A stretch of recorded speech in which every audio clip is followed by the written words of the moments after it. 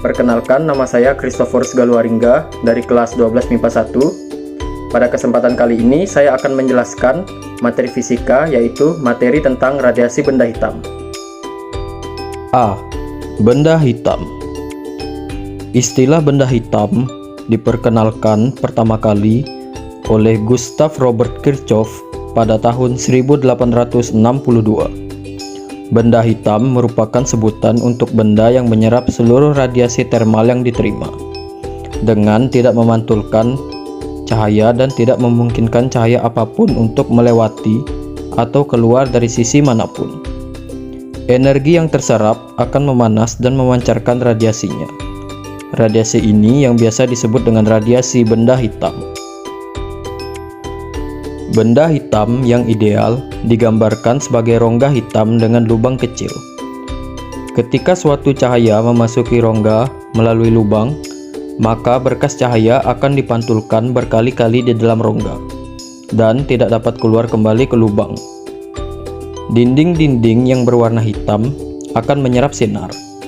Benda hitam akan menyerap cahaya yang suhunya lebih rendah dari suhu sekitarnya dan memancarkan cahaya yang suhunya lebih tinggi dari suhu sekitarnya. Bisa dilihat pada gambar berikut ini. 1. Hukum Stefan Boltzmann. Hukum Stefan Boltzmann ini menyatakan bahwa jumlah energi yang dipancarkan per waktu dari satuan luas permukaan benda hitam ideal akan sebanding dengan kekuatan keempat suhu absolut benda hitam tersebut. Selanjutnya, dari bunyi hukum Stefan Boltzmann di atas dapat dirumuskan sebagai berikut. Rumus tersebut digunakan untuk menghitung daya radiasi atau laju energi rata-rata pada benda hitam. Jika benda panas yang bukan benda hitam, maka akan memenuhi hukum yang sama, tetapi nilai emisivitasnya lebih kecil dari 1. Benda hitam ideal akan menerima semua radiasi tanpa memantulkannya, dapat memanaskan dirinya sendiri, dan melepaskan semua energi dengan bergantung pada suhunya. 2. Hukum pergeseran Wien. Hukum pergeseran Wien menjelaskan bahwa panjang gelombang pada intensitas maksimum akan bergeser ke panjang gelombang yang lebih pendek atau ke frekuensi yang lebih tinggi apabila suhunya semakin meningkat. Misalnya, pada batang besi yang terus dipanaskan hingga suhu yang sangat tinggi.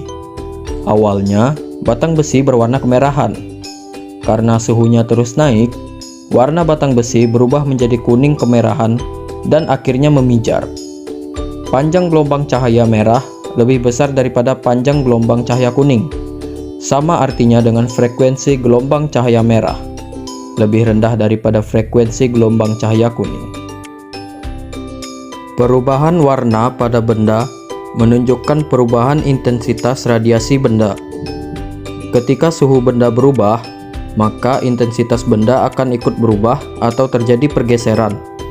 Pergeseran ini dapat digunakan untuk memperkirakan suhu benda atau biasa disebut pergeseran. Bisa dilihat gambar berikut ini. Berdasarkan percobaan Wien, dapat diperoleh persamaan seperti berikut.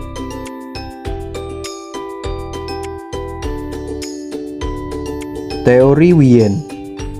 Teori Wien menyatakan hubungan antara intensitas radiasi dan panjang gelombang menggunakan analogi antara radiasi dalam ruangan dan distribusi kelajuan molekul gas. Teori Wien hanya mampu menjelaskan radiasi benda hitam untuk daerah panjang gelombang pendek, tetapi gagal untuk daerah panjang gelombang panjang. Rumusnya dapat dilihat sebagai berikut.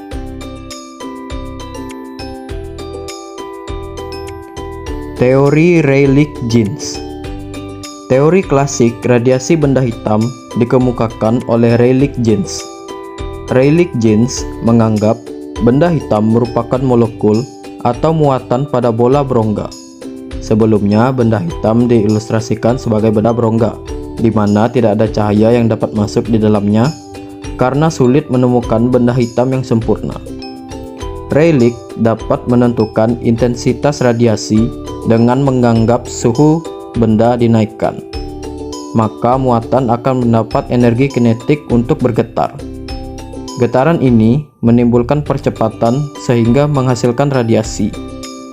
Model ini masih menggunakan fisika klasik di mana energi bersifat kontinu.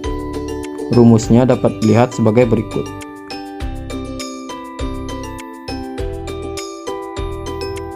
Namun, teori Rayleigh hanya mampu untuk menerangkan intensitas radiasi dengan panjang gelombang yang relatif besar dan tidak cocok untuk panjang gelombang yang kecil. Jika teori ini benar, seharusnya alam semesta ini mengalami bencana sinar UV karena terdapat banyak sinar UV, tetapi hal ini tidak terjadi. Teori Planck. Teori Planck menyatakan bahwa energi radiasi gelombang elektromagnetik yang dipancarkan atau diserap oleh bahan berupa paket-paket energi disebut kuanta atau foton. Rumusnya dapat dilihat sebagai berikut. Molekul-molekul memancarkan atau menyerap energi dengan cara melompat dari satu tingkat energi ke tingkat energi lain. Molekul akan memancarkan atau menyerap energi hanya ketika molekul mengubah tingkat energinya. Jika molekul tetap tinggal dalam satu tingkat energi tertentu, tidak ada energi yang diserap atau dipancarkan molekul. Berdasarkan teori kuantum tersebut, Planck dapat menyatukan hukum radiasi Wien dan hukum radiasi Rayleigh-Jeans dan menyatakan hukum radiasi benda hitamnya yang akan berlaku untuk semua panjang gelombang. Gambarnya bisa dilihat sebagai berikut.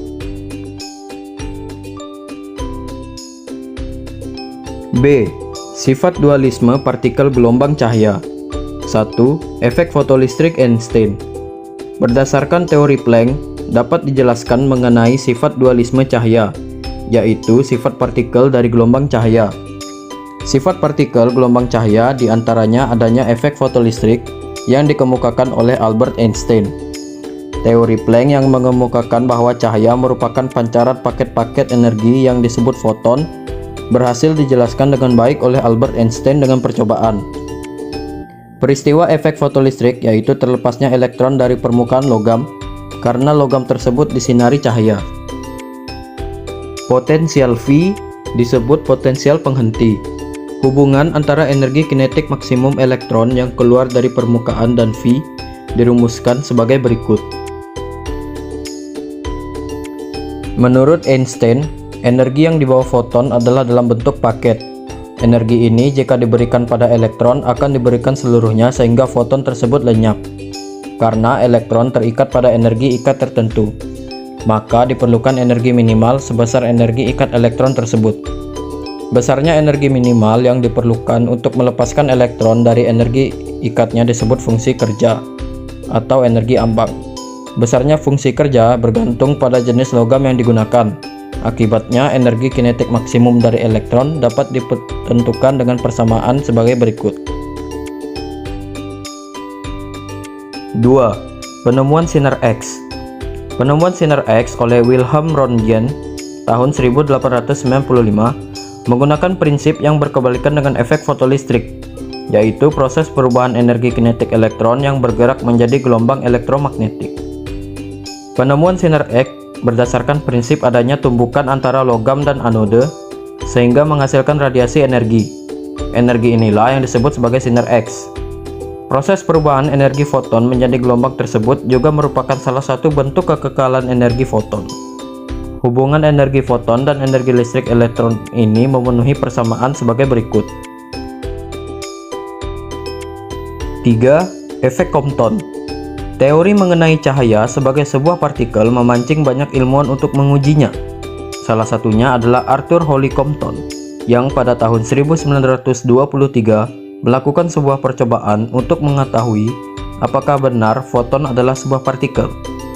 Compton menembakkan sinar X monokromatis ke logam tipis berilium dan hamburan.